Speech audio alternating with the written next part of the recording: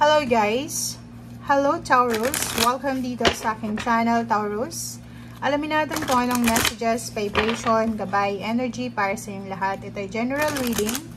Bi-weekly reading to guys. Last 2 weeks to ng January 2024. Para sa lahat ng Taurus friends natin na nanonood. Kung bago kayo sa channel ko, alam niyo na ang gagawin. Paki-press ang notification bell para kayo ang unang makapanood sa ating mga videos. Okay. Solitude, Divination. So, first two cards natin, same yellow-green.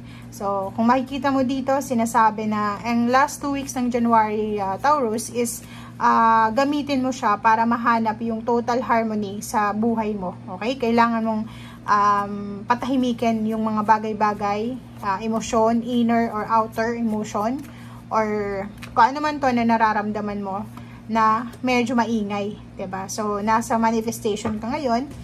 Importante ngayon yung prayers. So kailangan nating mag-pray, okay? Kailangan mong bigyan ng pansin yung spiritual mong buhay kasi may mga Taurus dito medyo nakakaranas ng hindi magandang energy, like financial energy, sobrang bagal ng flow, parang tubig siya na mabagal yung flow.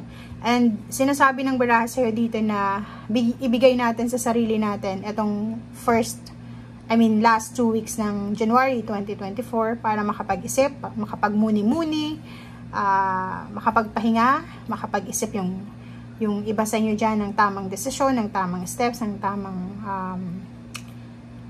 gagawin sa mga susunod na hakbang nila. And pinaka-importante ngayon is focus yourself sa spiritual. Bigyan mo ang sarili mo ng time na makapag-pray, makapag-meditate, makapag-spend time sa family, spend time sa nature, spending time alone. Yung parang focus ka muna sa peace of mind sa last 2 weeks ng January.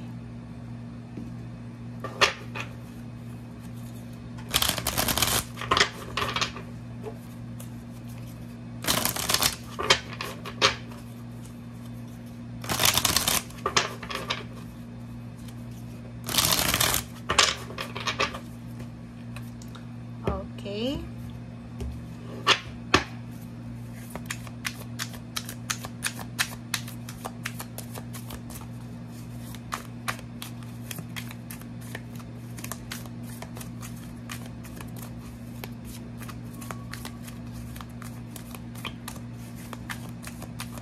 Taurus.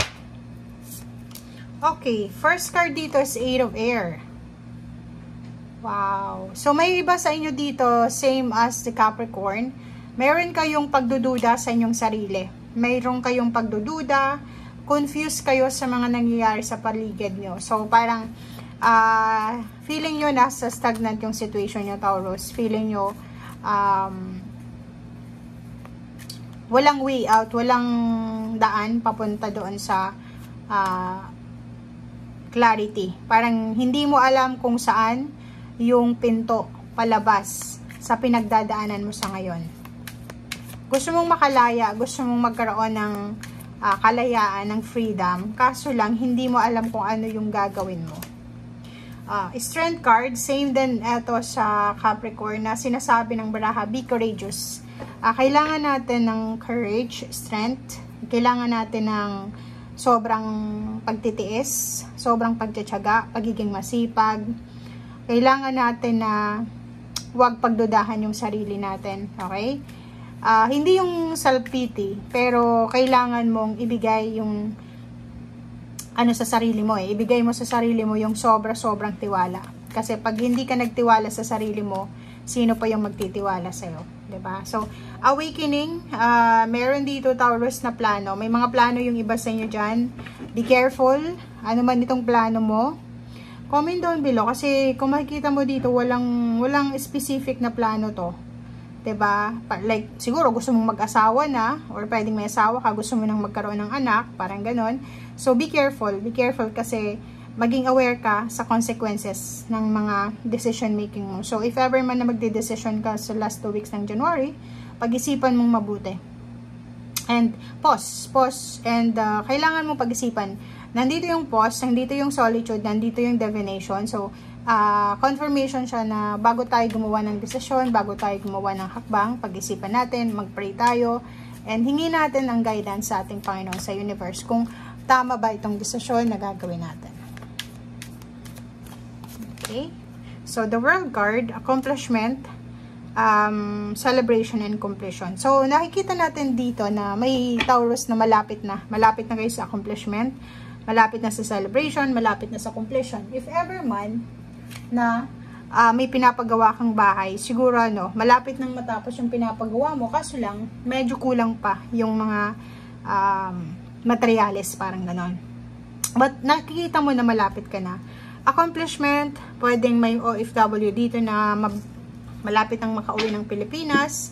Meron ditong estudyante na malapit nang graduate. Meron ditong magulang na malapit nang makapagtapos yung mga anak nila. So, medyo natatanaw mo na yung accomplishment, pero meron ka pa rin mga pagdududa sa paligid mo. So, nandito yung temperance. Sinasabi ng Brasser dito na napaka-importante na dapat meron tayong self-control. Napaka-importante na dapat is may pasensya tayo sa sarili natin and huwag tayong maging aggressive sa mga decision making natin. Okay, pasensya lang. Okay, pasensya. Pasensya yung kailangan mo kasi sinasabi ng baraha na malapit na malapit na. Malapit na yung celebration sa buhay mo. Malapit na yung success. Malapit na yung accomplishment and completion. So, konting test na lang. Konting test na lang, guys. Siguro makikita mo dito 3 months from now, 6 months from now, 4 months, 5 months, parang ganon. Malapit na. Okay? So, may iba sa'yo dito na sobrang pagod na sa pera. Like, pagod na sila sa pagtatrabaho or pagod na sila sa paghihintay kung kailan sila magiging successful sa usaping pera. Sinasabi ng baraha mo sa'yo dito na 9 of Wands, sobrang ang dami mong napagdaanan sa nakalipas na taon, 2023. And ang struggle mo is hindi lang sa pera, pamilya din. Pamilya, relationship, na pwedeng ngayon is confused ka na eh. Hindi mo na alam kung ano ba yung uunahin mo, hindi mo na alam kung ano yun ang mangyayari sa buhay mo. So parang unexpected itong twist ng events sa buhay mo, 'di ba? So ngayon is kailangan mo sigurong mag-survive na mag-isa or kailangan mong maging responsable kasi siguro hindi inaasahan, nagkaroon ka ng anak, nagkaroon ka ng relationship, nagkaroon ka ng obligations and duties and responsibilities. So, parang ang iba sa inyo dito, if ever na nag-asawa ka agad or pwedeng may hindi ka inaasahang responsibilidad na pinasan mo nang hindi mo pinag-iisipan, ngayon is parang nandun ka sa stagnation, nandun ka sa sitwasyon na nahihirapan kang makalabas, nahihirapan kang hanapin yung pintuan or yung way out palabas sa situation na stagnant sa buhay mo.